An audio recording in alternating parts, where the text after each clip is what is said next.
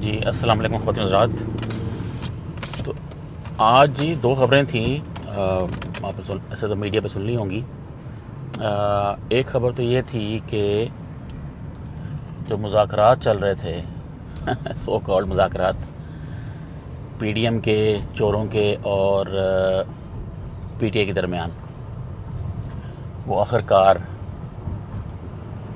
नाकाम हो गए। अच्छा, कुछ बड़े लोग मीडिया पे हैरान हो रहे थे, जो ये तो बड़े अच्छे जा रहे थे। मुझे हंसी आ रही थी कि मतलब जहालत की हमारी हद है।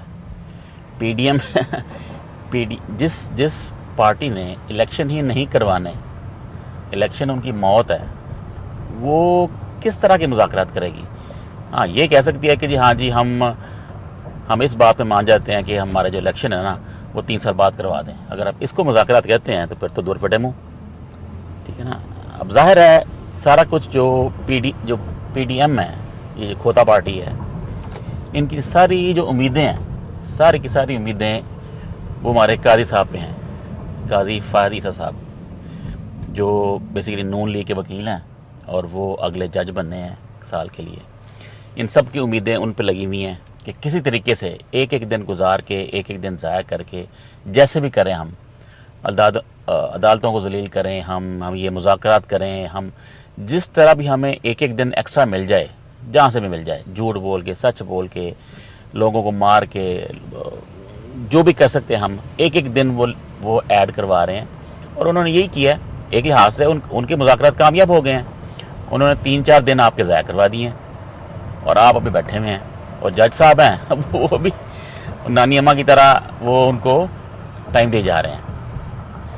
मतलब है कि इस समझ से बाहर है कि हमने काम कैसे करने हैं। भाई, जज साहब का काम है फैसले करना, फैसले करें और इनको फारग करें। आपको वो जलील कर रहे हैं हर रोज़ पूरी पार्टी, ठीक है ना। तो उनको आप कुछ नहीं कह रहे। खान साहब एक बात कर दें तो आपको मसला हो जाता है कि जी इन पे तो कंटेम्प्ट हो गई है जी। तो मेरा मतलब है कि जो भी आपकी नीयत है, वो अब उसका वक्त नहीं है। अब वक्त ये है फैसले करने का। इलेक्शन 12 नहीं होने, उसकी वजह ये है पीडीएम की तो औकात नहीं है ना इलेक्शन रोकने की। इलेक्शन कौन रुकवा रहा है? वो डर्टी हैरी जिसे कहते हैं, ये वो बंदर के मुंह वाला। मतलब मैं समझता था कि दुनिया में 2 ही हैं बंदर के मुंह वाले, एक राना सनाउल्लाह और एक ताड़ड़। लेकिन ये तीसरा मुझे तस्वीर दिखाई किसी ने, वो शायद हैदर मेहदी थे या दूसरे जो हैं, तो वो लिटरली इतना कोई मकरू चेहरा, अंग्रेजी में एक टर्म होती है ग्रोटेस्क, एक होता है ना हैंडसम आदमी, एक होता है जी आम, हम जैसे आम लोग जिनका जिन्हें कोई नहीं देखता। एक होते हैं गंदे लोग, राना सनाउल्लाह की तरह के, अता तारड़ की तरह के, और ये जो डर्टी हैरी है, ये मकरू चेहरे हैं। इनके जो गुनाह हैं, इनके जो गंद हैं, इन्होंने जो घटिया काम किए हैं, जब आप बंदों को कत्ल करवाते हैं ना, वो जो गंद है ना वो आपके चेहरे पे आता है। और डर्टी हैरी का वही सीन है। तो असल सारे काम वो करवा रहे हैं। उन्होंने इलेक्शन नहीं करवाने। क्यों नहीं करवाने? ऑब्वियसली उन्होंने वो जो ट्रांसजेंडर है बिल्लो रानी, सुना है, उसको वो लेके आ रहे हैं। सबसे ज़्यादा कॉम्प्रोमाइज़ वही है, नया पीएम। तो इन्होंने बंदे मारे में हैं, इन्होंने लोगों को नंगा किया है, इन्होंने अरशद शरीफ को कत्ल किया, इन्होंने वो जो था ज़िले शाह, इन्होंने उसको मारा। तो इनके अब हाथों पे कत्ल है, खून है। नवाज शरीफ आता है, बिल्लो रानी आती है, जरदारी आता है, मरियम आती है, तो इन्होंने तो कुछ नहीं करना। ज़ाहिर है इनके तो इनसे सारे काम पूछ के हुए हैं, तो वो अब यही करना चाहेंगे। खान आता है तो खान तो नहीं छोड़ेगा। खान पे जो जुल्म हुआ है वो तो छोड़ देगा, माफ़ शायद कर दे, लेकिन जो दूसरों पे हुए हैं खान, वो माफ़ तो नहीं करेगा। तो इनको वो तकलीफ़ हो रही है। इन्होंने ज़मीनें ली, इन्होंने फ्रॉड किए, पैसे बनाए, पता नहीं क्या क्या किया है इन चोरों ने, डर्टी हैरी की पार्टी ने। तो खान उसको तो नहीं छोड़ेगा ऑब्वियसली। तो इन्होंने खान को लेके नहीं आना। तो मुज़ाकरात, बहरहाल बात थी मुज़ाकरात की, तो वो नाकाम हो गए हैं, जो मेरे हिसाब से नाकाम होने ही थे। वो ऐसी कोई, जिस पार्टी ने इलेक्शन नहीं करवाने, उनको मुज़ाकरात से क्या गर्ज है? मतलब वो पार्टी है, मेरी समझ से बाहर है कि लोग बड़े इसकी वीलॉगर जो थे टीवी पे वो आधे आधे हुए, आधे कुछ कह रहे थे नहीं हो, वो तो ख्वाजा साहब कह रहे थे और शाह महमूद भी कह रहे थे कि जी ये तो, बल्कि फवाद चौधरी कि जी 70% तो कामयाब हो गए हैं। और भाई 70% कौन से कामयाब हो गए हैं? आपको उन्होंने फुद्दू बनाया हुआ है, ठीक है ना, आप सारे उनसे फुद्दू बन रहे हैं, आप भी, आपकी पार्टी भी, जज साहब भी, बस टाली जा रहे हैं। दिन एक एक करके गुजरा है, एक एक दिन कीमती है इलेक्शन का, और वो आप टाली जा रहे हैं और ऐसे ही टाल देंगे आप सारे दिन। फिर आ जाएंगे काजी साहब, फिर वो जाने और इमरान खान जाने, वो फिर आपको सेट कर देगा 5 मिनट ही। ऐसे ऐसे केस निकलेंगे बाहर कि आपकी सोच है, आपकी पार्टी भी बैन होनी है, खान साहब ने भी अंदर होना है और उनके सारे केस माफ़ होने हैं, जितने ये लॉ शॉ बनाए हैं आपने सारे ख़त्म होने हैं। वो बंदा इस तरह का, ऐसा वो बुगजी आदमी है काजी साहब। ये देखे ना, नीचे लेवल पे जो लोग होते हैं ना, क्लर्क, मुंशी, पटवारी, ये कुछ चबल बंदा निकले ना तो इसकी तो वो कहते हैं ना, ये अंडरस्टैंडेबल है। छोटे लोग हैं, कम पढ़े लिखे हैं, हरामों को लगा हुआ है, आपने रिश्वतें खानी हैं, ठीक है, चलो मान लिया आप हैं ही छोटे लोग। लेकिन एक प्राइम मिनिस्टर, एक प्रेसिडेंट, एक DGISI, ठीक है, एक चीफ जस्टिस, ये तो वो पोजीशंस हैं जो जिन पे एक भी इल्ज़ाम नहीं होना चाहिए। लेकिन ओनली इन पाकिस्तान, ये सिर्फ पाकिस्तान में है कि जो जितना बड़ा है उतना बड़ा चोर है, उतना बड़ा फ्रॉडी है, करप्ट है। देख लें, पूरी काबीना देख लें, आप आपके सामने है। अपना प्राइम मिनिस्टर देख लें, अपने एक्स प्राइम मिनिस्टर देख लें, अपने बाजवा साहब देख लें। देखें, ये पोजीशंस तो वो हैं कि जिनकी लोगों को मिसाल देनी चाहिए। देखें जी, हमारा जज ये है, हराम है, इसने कभी कोई 1 रुपया भी खाया हो? आप कह सकते हैं? आप कभी नहीं कह सकते कि जी हमारा DGISI नहीं छोड़ेगा कोई अगर फ्रॉड करेगा। आप नहीं कह सकते क्योंकि वो खुद फ्रॉड करते हैं। तो काजी साहब ने आना है, तो उन्होंने आपको लम्बिया पालना है। 1 साल में उन्होंने पाकिस्तान का वो हाल करना है। अगर तब तक खान साहब बचे रहे, अल्लाह करे, ज़ाहिर है, लेकिन तब तक अगर बचे रहे तो बाकी जो रही सही कसर होगी ना, वो काजी साहब के ज़िम्मे आएगी कि हमने जो करना था कर लिया, अब आप ज़रा सेट करें। वो नए लॉ बना देगा। अभी नहीं जान छोड़ा वो चबल आदमी, ठीक है ना, बेगम की ज़मीनें निकल आई, उन्होंने लॉ ही बदल दिए कि भाई बेगम से पूछो। यार बेगम तेरे प्यो की है, तेरी बेगम है, तू बता, ठीक है ना। ये इनके हाल हैं। दूसरों को ये कहेंगे हाँ भाई अपने लाओ जी, अपने खाते। जब अपने पे आएगी तो नए लॉ बना लेंगे। ये हमारे चीफ जस्टिस हैं होने वाले, अल्लाह की शान है। तो बहरहाल मुज़ाकरात नाकाम हुए, टोटली एक्सपेक्टेड थे, होने ही थे, ठीक है ना, उन्होंने टाइम बाई करना है। तो एक तो ये था, ये न्यूज़ थी। दूसरी न्यूज़ ये है, वो थोड़ी सी ख़तरनाक सी है। मुराद सईद का मैं एक बयान देख रहा था अभी आने से पहले।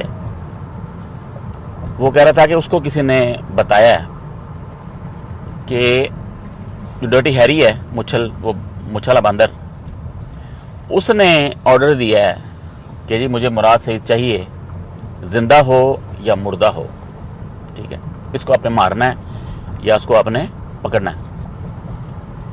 तो मैं सोच रहा था कि क्या रीज़न हो सकती है। खान के बारे में उसने ये नहीं कहा। मुराद सईद क्या है, वो तो दूसरी टीयर का बंदा है। लेकिन कहीं कोई वीलॉगर इस पर बात कर रहे थे कि देखें, खान तो है, खान ने अपनी नेक्स्ट जनरेशन भी तैयार करनी है। तो मुराद सईद एक यंग आदमी है, ठीक है ना, और वही है जज्बाती भी और क्लीन भी जो खान की जगह ले सकता है, ठीक है। तो डर्टी हैरी जो है, ज़ाहिर है ये लोग जो हैं, ये जो गंदे लोग हैं, ये डर्टी हैरी टाइप, ये फ्यूचर की प्लानिंग करते हैं, ठीक है। तो इनका ये होता है कि भाई फ्यूचर में क्या होना है। खान को तो हम संभाल लेंगे, खान 70-71 का हो गया, ठीक है, 5-7 साल 10 साल सेहत, कोई बंदा भी हरकुलिस तो नहीं होता। इवेंचुअली आपने सेहत ख़राब होती है, फिर आपकी ज़िंदगी है ख़ास किस्म की, एक ख़ास आपकी उम्र है। तो उसके बाद कौन है? उसके बाद मुराद सईद है, ठीक है। तो उन्होंने पहले इसको कहते हैं ना प्रीएम्प्ट कर लिया है डर्टी हैरी ने कि खान तो है ही है, खान को हम संभाल लेंगे, डर्टी हैरी को संभाल, इसको मुराद सईद को सॉरी संभालो, ये ना बाद में शोखा हो जाए। अगर पार्टी आ जाती है खान की, ये एक नया लीडर बन जाए, और जो कि बन गया वो, अब जहाँ भी वो जाता है तो दुनिया उसके पीछे है खान की तरह। तो उसने बहरहाल ये बताया कि उन्होंने ऑर्डर दे दिए हैं क्लियर कट, और जो है पैगाम भी पहुँचा दिया है कि आज या तो मुराद सईद को आप मारें, लेके आए, मार के लेके आए, या उसको आप जिंदा उसको आप पकड़ के लेके आए। तो अगर तो ये बात सच है, वो भी सकती है, नहीं भी हो सकती, एक पॉलिटिकल स्टांस भी हो सकता है, एक होता है ना एक जज्बाती वो बयान भी हो सकता है, लेकिन अगर तो ये बात सच है तो अब देख लें कि ये हमारा वो इदारा है जिसने हमें सिक्योर करना होता है पाकिस्तानियों को।